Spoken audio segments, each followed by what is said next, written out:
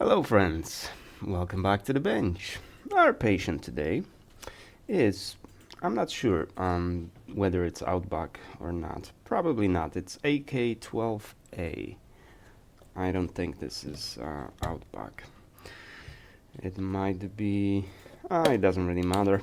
As long as the IC608 is on the board, it really doesn't matter which, which model of the car it is. Oh, and it's upside down. Huh. Okay, it goes this way. But that's common, especially lately, because I do ask, I think I do, because this came through eBay, and I do ask that you confirm that you have IC608, because you might have IC651, which is a different, completely different kind of chip, and it doesn't suffer from this issue. So if you have misfires, well, I can replace the chip, but that's about it. By the way, a few weeks ago we did a 2005, was it, Legacy, and that had a fan circuit short. So when you turn on the car, one of the fans goes all the way up, and we located that little transistor that suffered short because of the faulty relay, or more likely a faulty diode in the relay.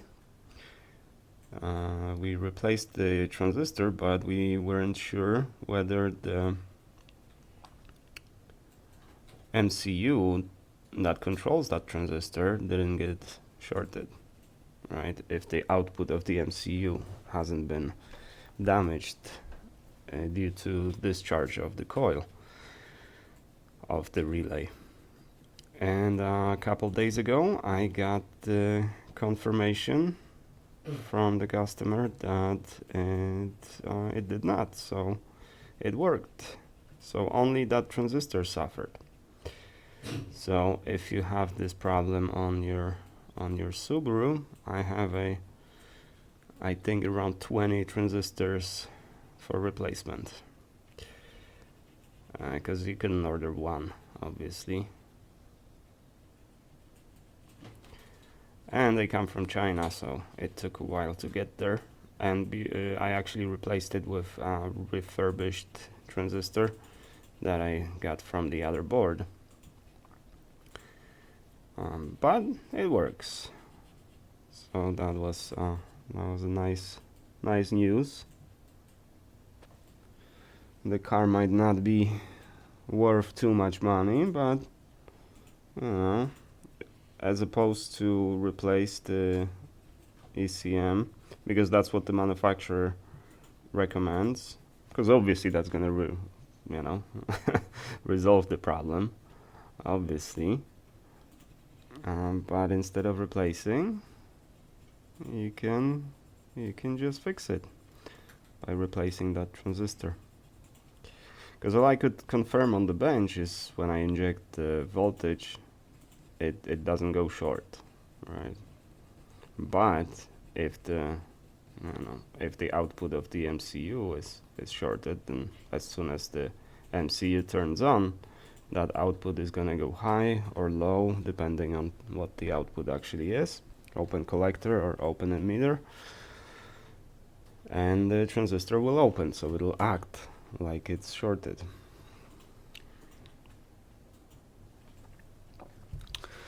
Well, anyway, let's talk about my job search and the job market after 2 weeks. Today is the day 14th since I started, and last 2 days I haven't really been applying.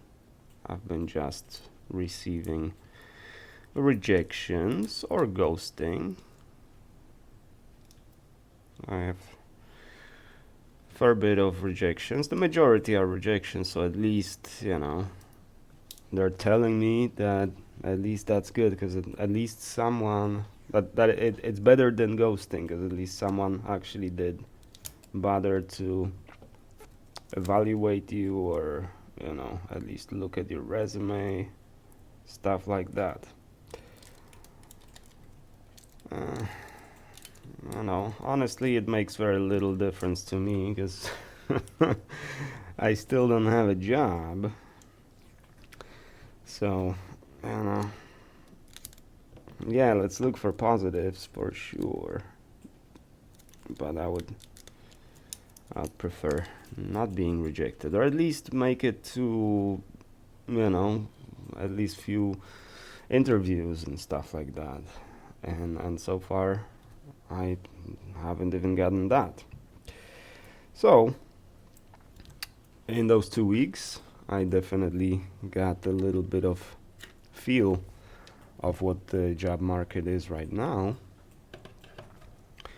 and obviously with no results it's time to change something, right? So I decided to change something, and actually a few things. So first of all, resume. My resume is way too long. It's got way too much stuff, and it was maybe good 3 years ago, but it's not good now. And results speak for themselves. So I'm gonna reduce it to 2 pages max. Maybe I'll just reduce the font size, or I don't know, maybe do 2-column design, so I can fit 4 pages into 2 pages. I'll think about it. I was gonna do it yesterday, but I started working on that side project and it just kind of took a lot of my time, but I'm getting paid for that project, so that's what I'm prioritizing right now.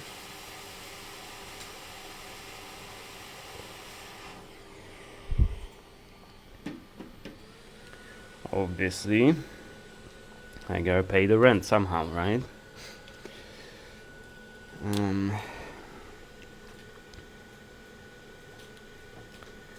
So I haven't done it yet, but that is my plan for this week, definitely. But that's only step 1. Step 2, because obviously if you have no results, and I hear a lot of people struggling the same way I'm struggling, you keep applying, and it's like you're most likely either being ghosted or rejected. So obviously something has to change, and I watched this video from Life After Layoff recently. Was it yesterday? Doesn't matter. It's kind of a recent video. So what he advises is to specialize, because if you specialize, you have less competition. It's kind of counterintuitive. I don't know that for a fact, but it is counterintuitive, because if you're jack of all trades, so you have coding abilities, right, and you are fluent in say 4 languages, 4 programming languages, and 4 ecosystems.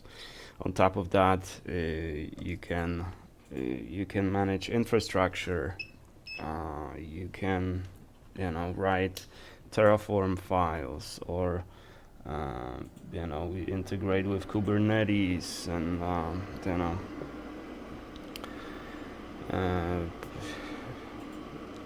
on top of that, you maybe have some other skills, like more soft skills and stuff. That sounds like you should be more competitive, right? It only makes sense. But since there's so much competition, it's hard to evaluate someone who claims this many skills.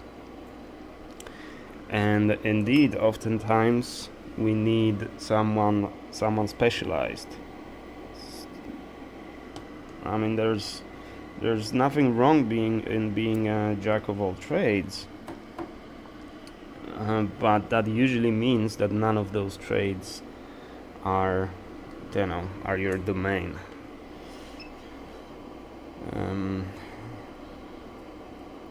That usually results in efficiency.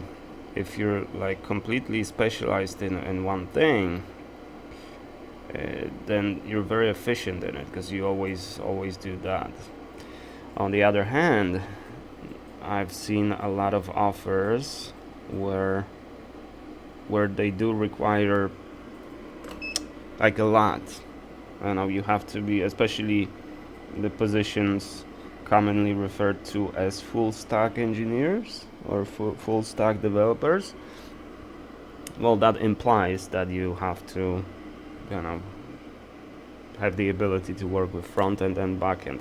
In my opinion, that's not the best, because I've been specialized in back end for years now. And have I done some front end? Of course. But my front end is never going to be as good and as efficiently made as the dedicated front end engineer would. And for the same reason, the front end engineer is not going to deliver a back end that I can deliver. But there's a big catch to that. And that catch is that the majority of the work as a backend engineer, the majority of the work and your kind of leverage, it goes unknown and unnoticed by the interested party, basically the customer that pays for that, because all they want to see is that stuff works, right? No one's gonna give you praises because you used fancy design patterns and I don't know, some nice modular structure and what have you, right? Something that you can be proud of as an engineer, but basically nobody cares. Nobody cares. Does it work or does it not work? That's all that the customer will care about. Rightfully so. That's, at the end of the day, that's one of the most important things. I always say that, monkey can write a code that just works and nothing beyond that. And that it's not anything, to brag about, that it just works. Because scalability, stability, maintainability, these are important things as well that you have to deliver, because it's it's easy to deliver just something that just works and cannot be maintained in the future. It cannot be scaled, and if you want to adjust it, if you want to change it, you have to pretty much rewrite it, or or you want to bring another engineer to the project, and the engineer says that no, I'm not working with this stuff. It happens. So you have to deliver something that is an enterprise code, not just working code.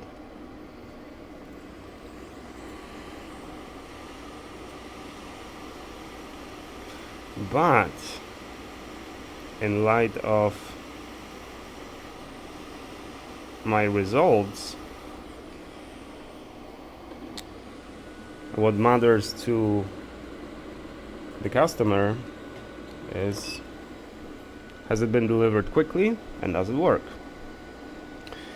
I have my fair share of failures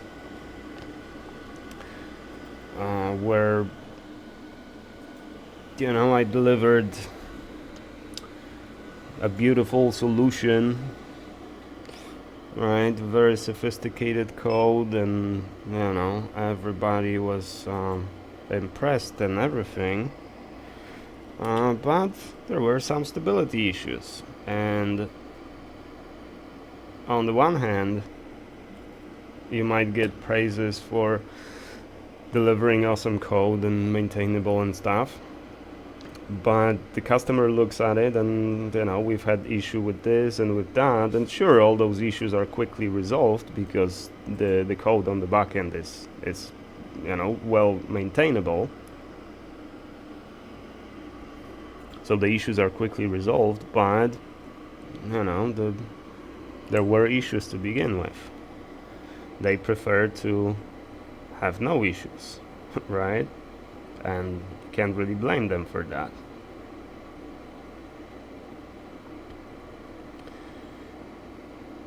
So it's kind of natural that the companies are looking for people specialized in those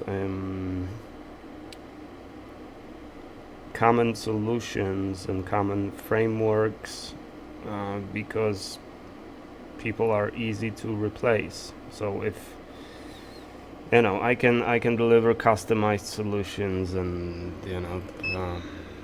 sophisticated complex software, but if they need to replace me, and I don't mean like they want to get rid of me and replace me with someone, but say I quit and I take another job, or I move, or I get sick, or for one reason or another I can't work for you anymore, who's going to take over after me, right? Is it going to be now every new engineer on the job has to be trained in this highly custom code that I developed, or did I just deliver say Laravel stack solution according to Laravel standards, so anyone who worked with Laravel can just jump on the project, right? Obviously the second option is better for the employer,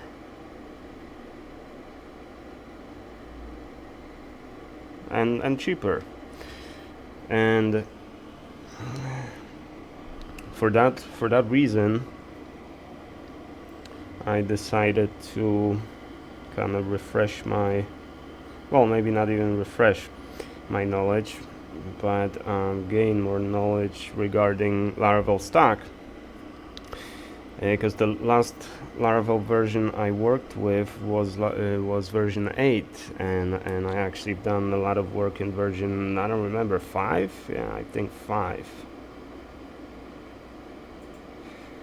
And that is one of the, that's a double-edged sword, in Laravel, because it just changes so quickly and so much that it's kind of hard to keep up, because the community is huge, very active, very creative, which sounds like an awesome thing, and it is awesome thing, obviously, but as I said, it's double-edged sword, because for that reason you're gonna have a lot of changes, a lot of ideas, a lot of directions, not one unified direction. It's gonna be hard to keep that unified direction, so there's always gonna be deviation in left and right,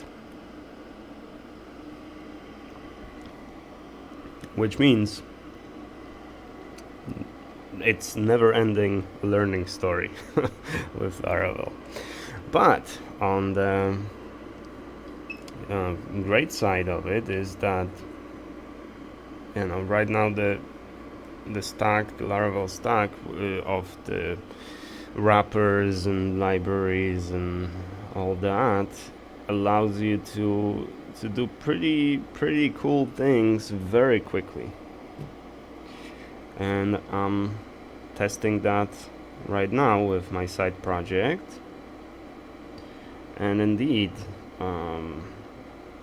maybe there are some hassles, some some problems that I have with it, and maybe I have some strong opinions that I hold lightly regarding architecture and that kind of stuff, but you can't deny that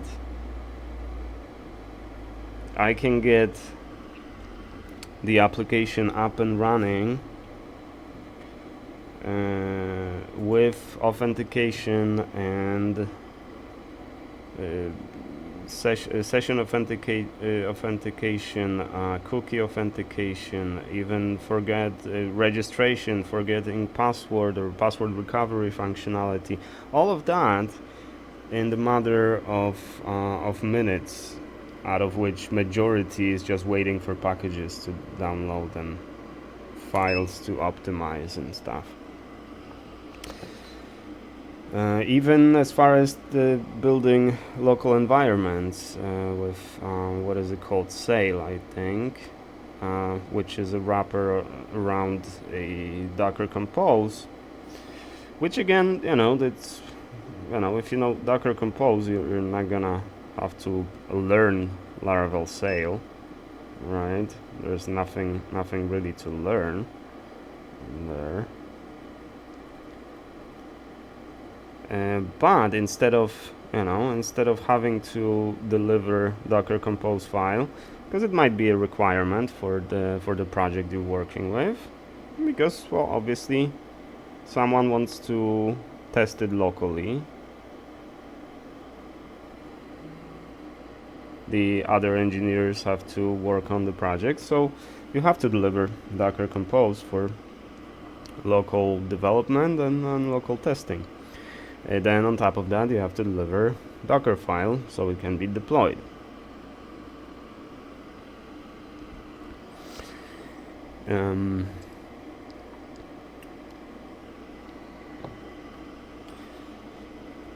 So say what you want about Laravel, but it does save you a lot of time. And indeed, the Laravel Breeze, I used Breeze and it was like a breeze. I mean, because I used Blade templates, and it actually did take me a little while to figure out some things. By little while, I mean, I had to spend a few hours on it, because you gotta work with NPM,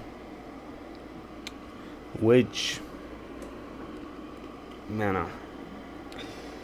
it's also one of these fast, rapid growing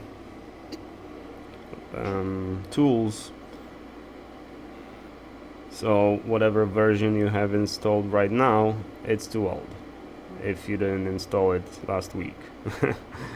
So that was the issue in my case, and it usually is an issue, and it's obviously I've worked with Node Package Manager before, and it always has been an issue, when especially when you jump onto the project, even if as a backend engineer, right? You get, this is the application. Well, you do want to kind of start it locally. You want to build it locally on your machine, and it doesn't work. Why does it not work? Well, because your Node version is not the Node version that the application requires. It's either too new, too old, and then fighting with that, because it obviously depends on how project is managed, right? How you should always be compatible with the latest version. But I even still work on PHP applications that, well, they will work on PHP 8.2, but they're designed for PHP 7.4, right? I actually recently, meaning yesterday, I updated my my server, one of my servers.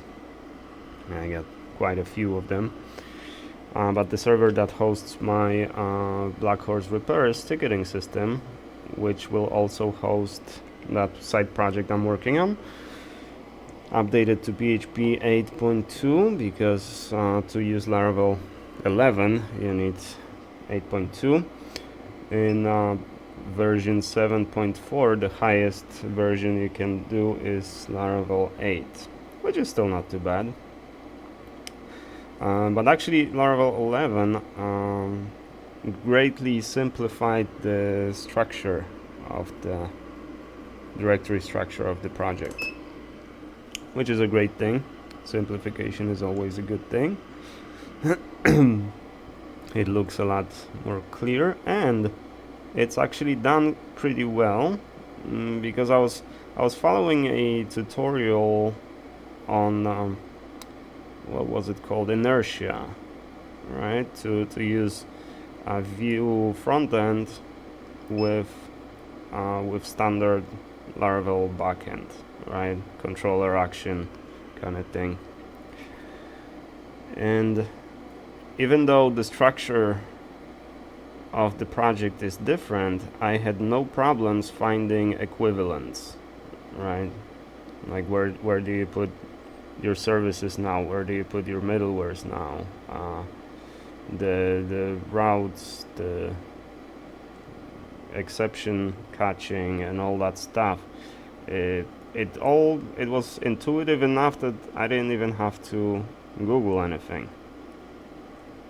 So I naturally navigated through the project, which is it doesn't sound like a lot, but it is actually a great thing. It's not easy to do.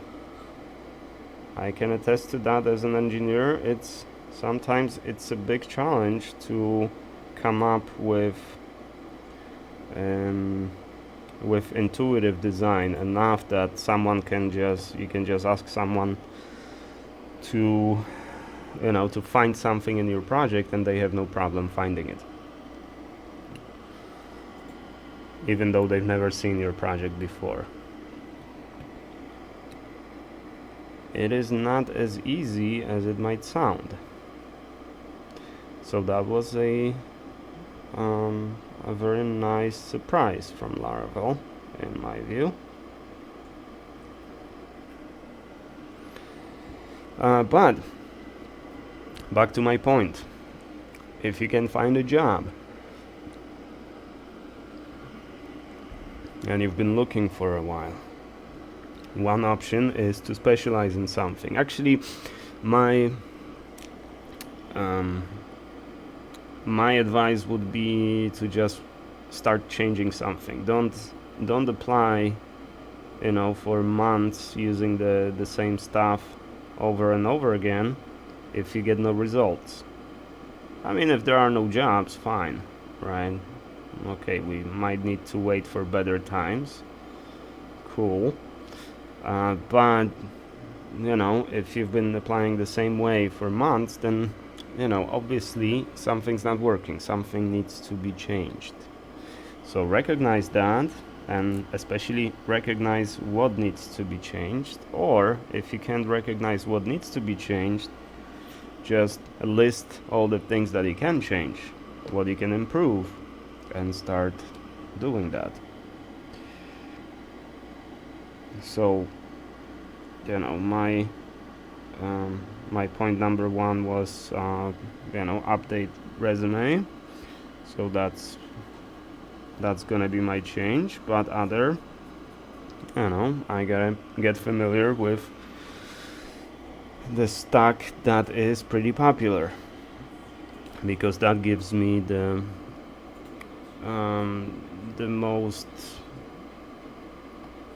most possibilities, right?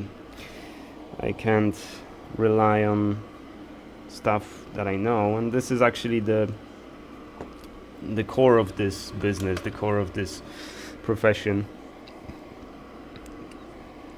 the software engineering. You learn every day, every week, every month, depending. If you've been working for the company for 15 years, say, as a software engineer, and actually I have a friend that recently, that I worked with him, in the company that he still works for, and recently it was his 11th anniversary. He's worked there for 11 years. And you might, I've used to call that as a working for a single company for too long syndrome, which was described as a good problem to have. I'm not sure if it's a good problem to have. I mean, it's great having a stable job and everything, but there is no such thing as a stable job anymore, because the company that you've been working for the 11 years, it might stop existing. It's not going to be like you're going to be laid off, because they're not going to appreciate your 11 years of commitment, but the company just might plainly stop existing. The business dries up, and the company goes away.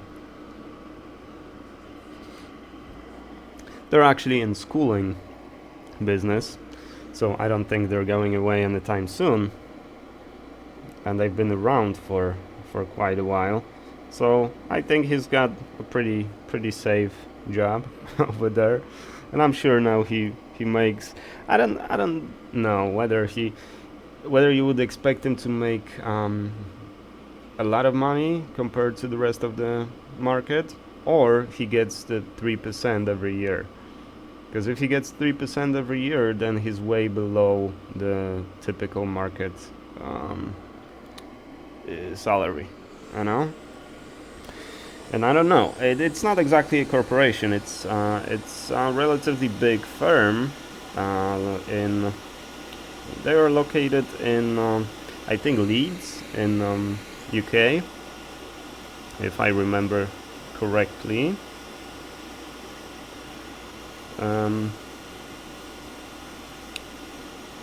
And the main development offices are in Poland, in Katowice. That's where I used to work. So I don't know if that. I wonder. I'm gonna have to contact him and just see what's up. See how he's doing, how he's liking the job, and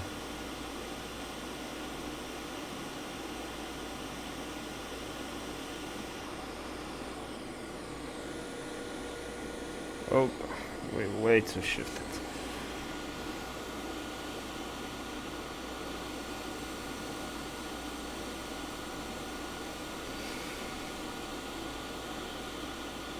So is it a good problem to have? Well, on one hand, it is having a stable job, right? Sure, it's a good problem to have.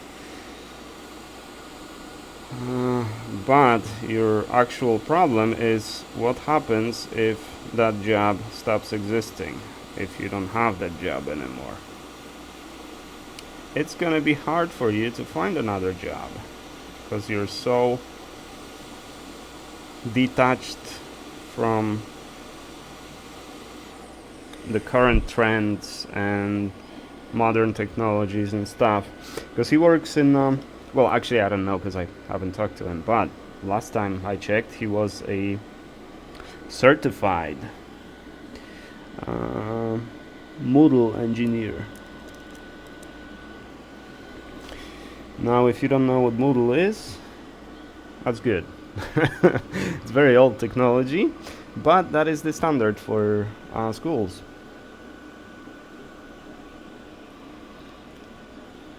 At least for some schools.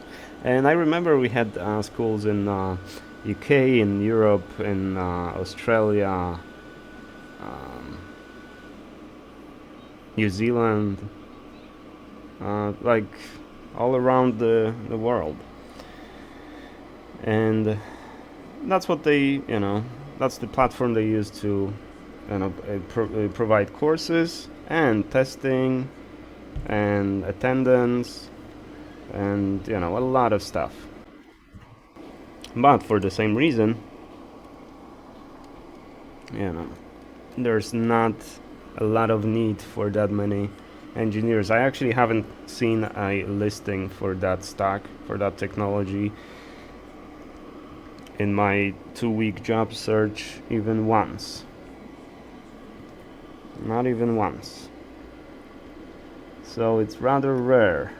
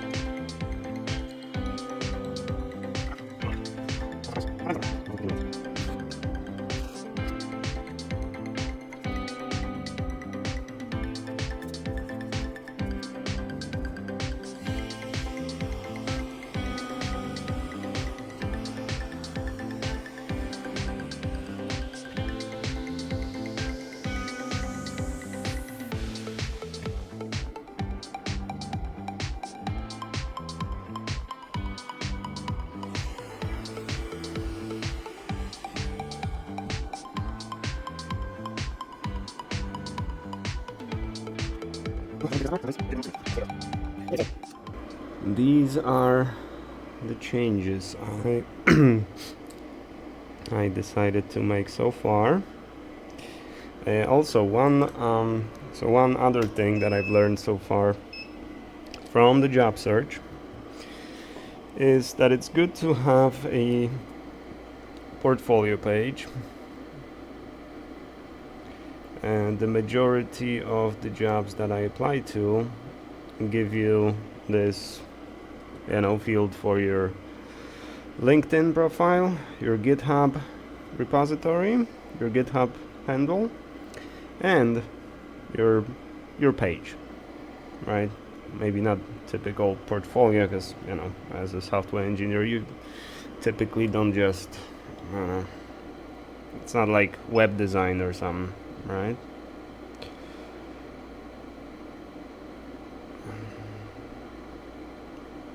But they expect you to have a page, or at least that's what I inferred from the job search so far. So that is also what I'm gonna be working on. Maybe not today, but I will.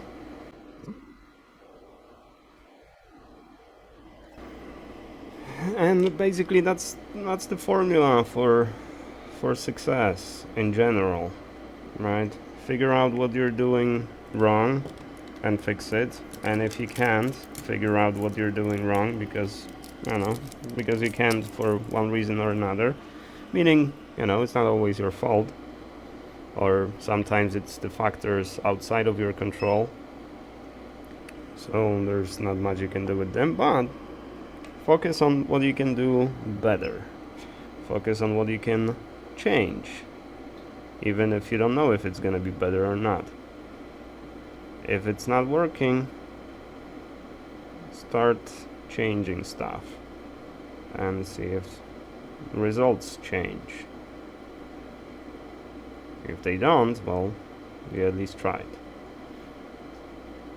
But you know, barking under the same tree over and over, that's, you know, if it hasn't worked in a long time, then, you know, very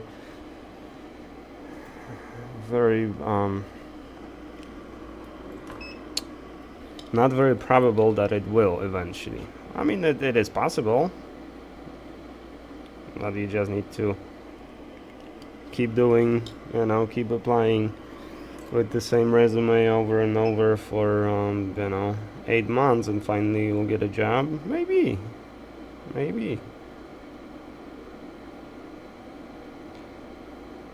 It's good to get lucky, it's good to be lucky, right? And maybe you just need to wait for your lucky day. And if you know, if you keep applying, you know, there should be, eventually you should find something. That would be my, you know, my assumption, that eventually you have to find something, but I don't know that for a fact. And how long is that gonna take is the question, you know. Can you afford to be looking for a job for years?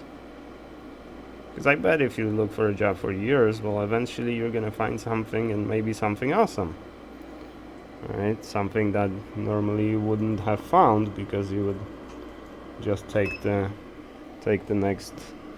first offer. That is also my problem, because in the past I would most often I would just take first offer I would get, right? Just to be done with the job search and the stress of looking for a job, the stress of interviewing and all that.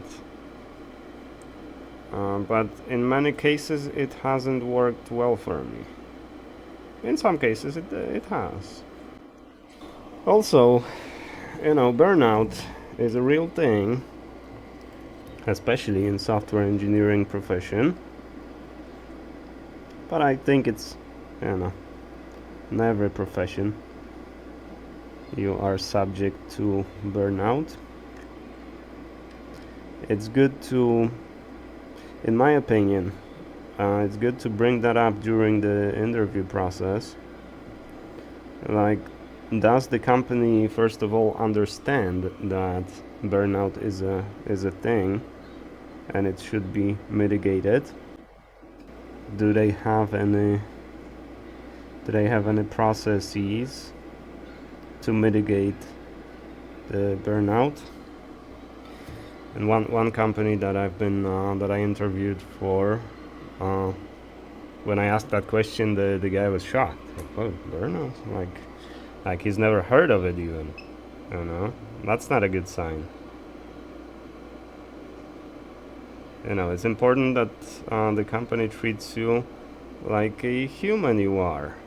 You know, not a machine. That you are not. And he sounded shocked, like, well, burnout? I've never heard of it. We don't have burnouts. Everybody works until they die here. Not the best, but you know. And my previous employer was pretty, how do I call it? Like, strict about, you know, if you go on PTO, you're on PTO. We don't want you to, you know, answer emails or, you know, send Slack messages and stuff. No, whatever's happening is happening, and we can handle it. You just stay on you're on vacation. Be on vacation. And that is in the interest of, you know, if you're on vacation, definitely, you know, take a break from all this so you can come back with energy and stuff, right? And be productive when you come back. So that's both, you know, out of respect to the employee, that we, you know, we respect your PTO. We're not gonna call you on your PTO. And as a act of care. Yeah.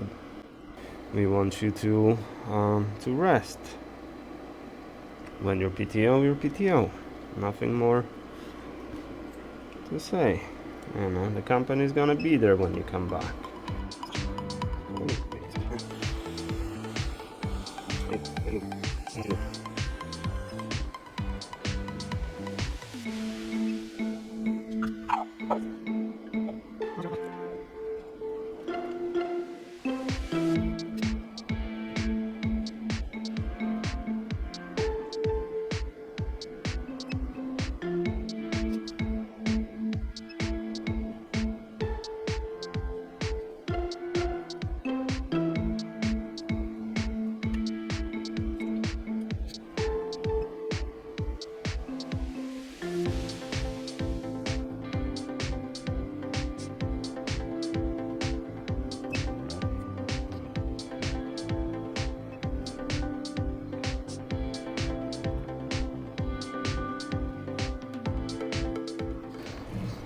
Oh, well, that was a lengthy process, but I'm still recovering.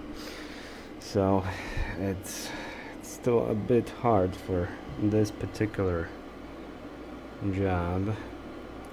Yesterday we did cloning, so that's easy. But this job is pretty intricate. And it requires steady hand and patience.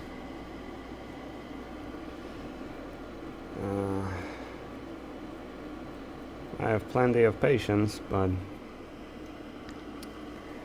steady hand is not gonna be a thing for another few days, I think.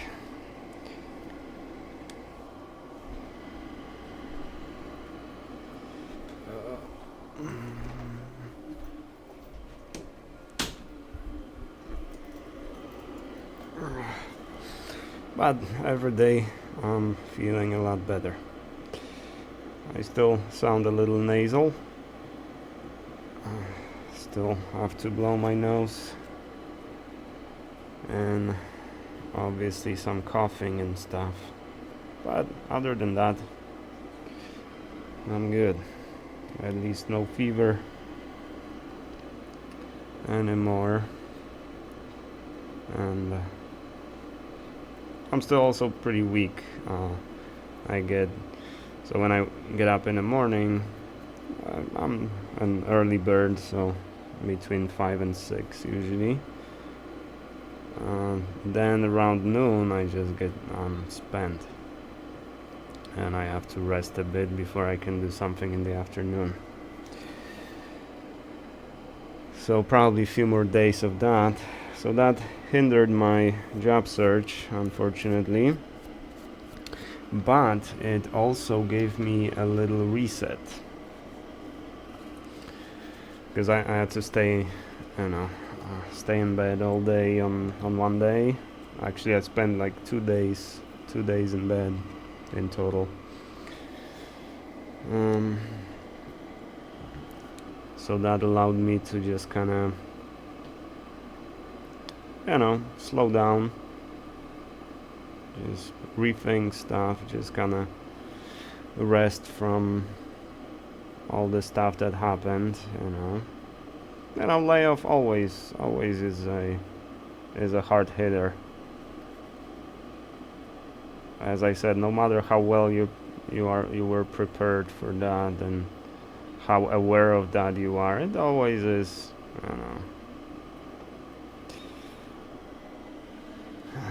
especially since it's very sudden, right?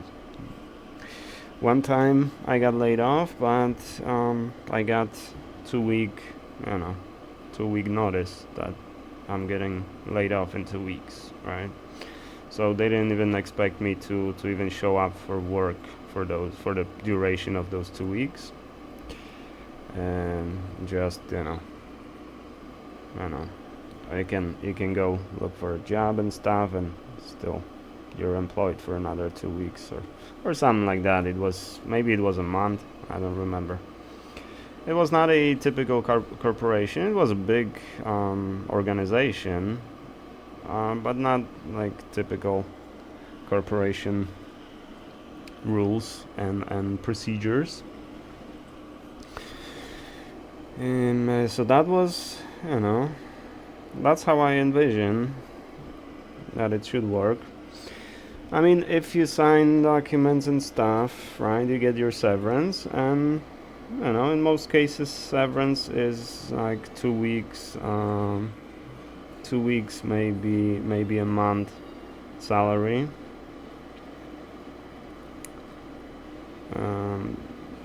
So you kind of get the same thing, but you do have to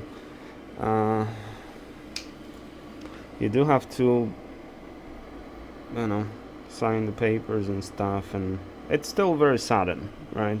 You had a job yesterday, today you don't have a job. In either case, it is very sudden.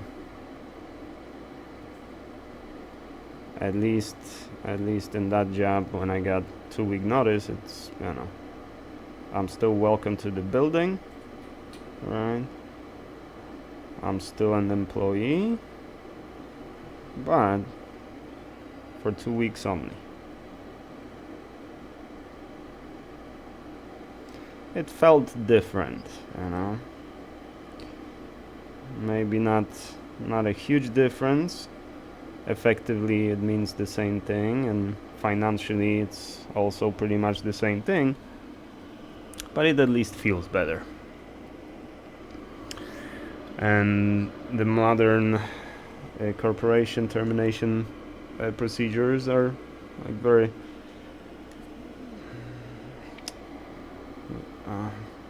rough around the edges. Okay, it's kind of for big boys only. Your feelings are not any factor in this game.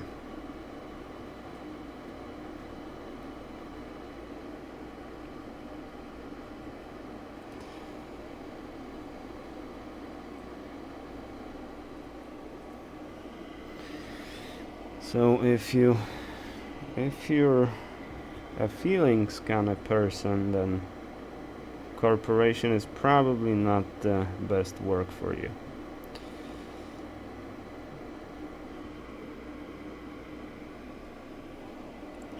Probably not the best option.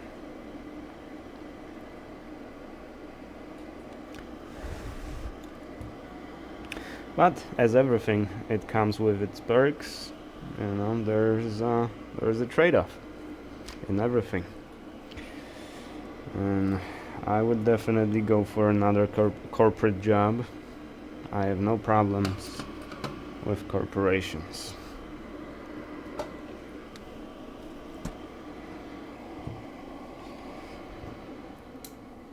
Okay. Oh, that's nice. Meaning the sound of the fume extractor. The chip is soldered on correctly. It's aligned. Everything's soldered on nicely. It took way too long, way too much time, but that's fine. I'm glad I'm even in a condition to be able to do it. Alrighty, now let's seal it and seal the deal. And we gotta ship it today.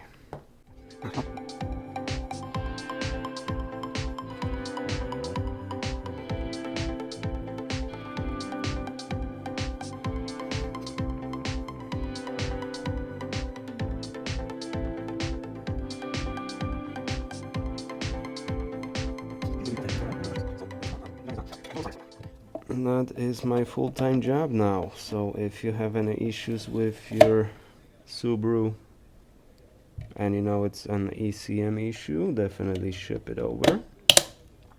If you need cloning services, I do that too. Or if anything else broke and you need a repair, my bench fee is very low, so you're not risking a lot of money. Ship it over, and my turnover is very fast because I don't have a huge queue. So it's usually the next day it's either repaired or you get your estimates or quote or what have you. And if it's fixed, it's usually on its way back to you the next day. And with that, ladies and gentlemen, thank you very much for watching. I do appreciate you a lot. And I shall see you tomorrow. Stay positive.